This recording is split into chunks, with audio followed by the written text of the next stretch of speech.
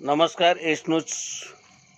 आज सरपंचांची खुनी राजरोसपणे महाराष्ट्रभर फिरतायत, बाहेर फिरतायत, एन्जॉय लाईफ जगतायत. गुन्हेगारांना फाशी त्वरित होणार की नाही असं महाराष्ट्रामध्ये जनतेमध्ये कुजबूज चालू आहे. हे किती काळ अजूनही चालणार आहे आणि म्हणून लवकरात लवकर गुन्हेगाराला शासनाने झालं पाहिजे. या पद्धतीची भूमिका महाराष्ट्राच्या गृहमंत्र्यांनी जर घेतली नाही तर रस्त्यावर फिरणंसुद्धा आम्ही महाराष्ट्राच्या मंत्र्यांना बंद करू. महाराष्ट्रामध्ये राजरोसपणे मंत्र्यांनासुद्धा फिरता येणार नाही, आमदारांनी मतदारसंघात काम करता येणार नाही, फिरता येणार नाही, अशी परिस्थिती निर्माण करू. विकासापेक्षा महाराष्ट्र कसा भकास होत चालला आहे ह्याचं हे प्रत्यंत आहे. गेली कित्येक दिवस सरपंचांचा निर्गुण खून होऊनसुद्धा त्याला न्याय मिळत नाही. ह्या गुन्हेगारांना फाशी त्वरित होणार का नाही ह्या संभ्रमामध्ये महाराष्ट्राची जनता आहे. सरपंच कुटुंबियांना निराधार केलंच, पण आज त्यांना आधार द्यायची गरज असतानासुद्धा तिकडे आमदार आणि मंत्री फिरकतसुद्धा नाहीत अशी परिस्थिती आहे. ते त्यांच्याच व्यवधानामध्ये आहेत आणि म्हणून महाराष्ट्रामध्ये जंगल राज्य चाललं की काय अशी अवस्था आहे. आज महाराष्ट्रामध्ये कायद्याची अजिबात भीती राहिलेली नाही. कुणी उठावं आणि काही करावं अशा पद्धतीचं जंगल राज्य आज महाराष्ट्रामध्ये सगळीकडे पसरलेलं आहे अशी परिस्थिती आहे. कुठल्याही क्षेत्रामध्ये पायपोस राहिलेला नाही. शेतकऱ्यांची अवस्था तीच आहे, कष्टकऱ्यांची अवस्था ती आहे. वेगवेगळ्या समाजामध्ये वेगवेगळी दुखणे आहेत, ती सोडवण्याचा प्रयत्न कोणी करत नाही. फक्त राजकारणाच्या सोयीसाठी जनतेचा बाकी पद्धतशीर वापर केला जातोय हे बाकी नक्की.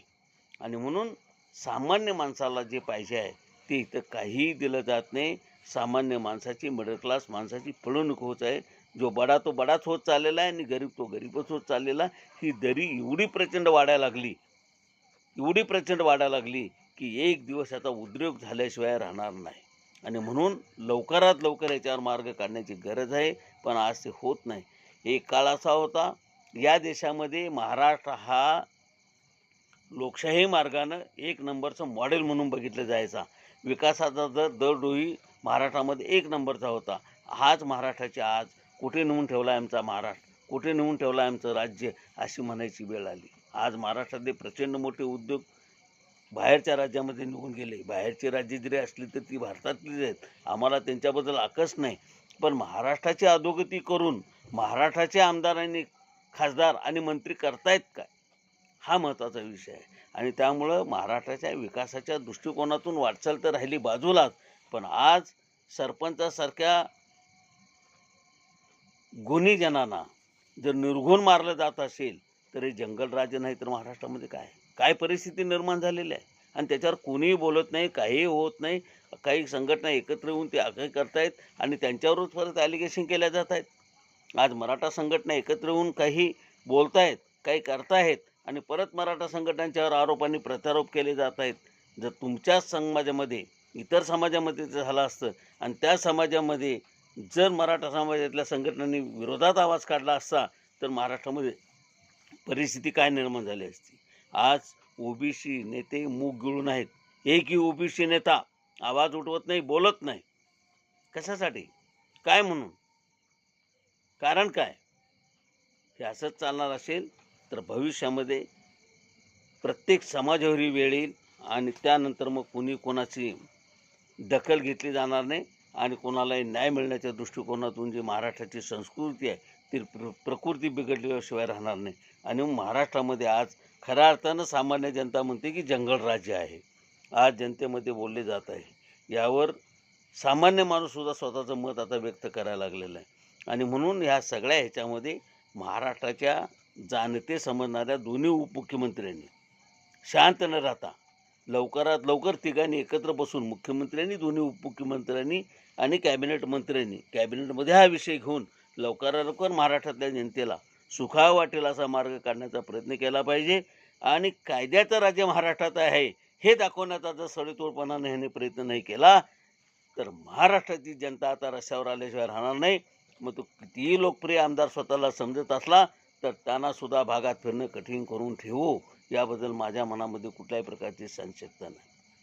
कोण स्वस्त बसणार आणि कशासाठी स्वस्त बसणार आणि जनतेनं स्वस्त बसा ह्या अपेक्षा करणारे नेते कोण? कुठून आलात तुम्ही? ज्या मार्गानं तुम्ही आलात, ज्या मार्गानं तुम्ही चाललात, ते सगळे मार्ग एक दिवस बंद होतील आणि मग तुम्हाला तुमची परिस्थिती ज्यावेळी भयावह होईल, त्यावेळी तुम्हाला जगणंसुद्धा मुश्कील होऊन जाईल. आज सरपंचांच्यावर जी परिस्थिती निर्माण झाली, ती उद्या आमदार, खासदार आणि मंत्र्यांच्यावर सुद्धा व्हायला वेळ लागणार नाही.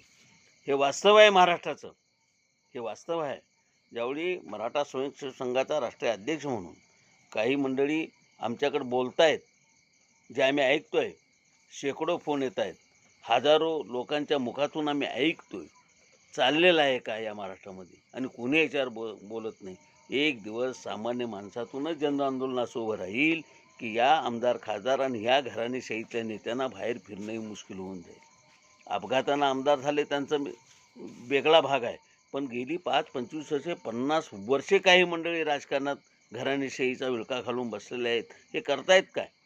फक्त स्वतःच्याच 50 विड्या मजबूत करायच्या. सामान्य माणसाचं काय?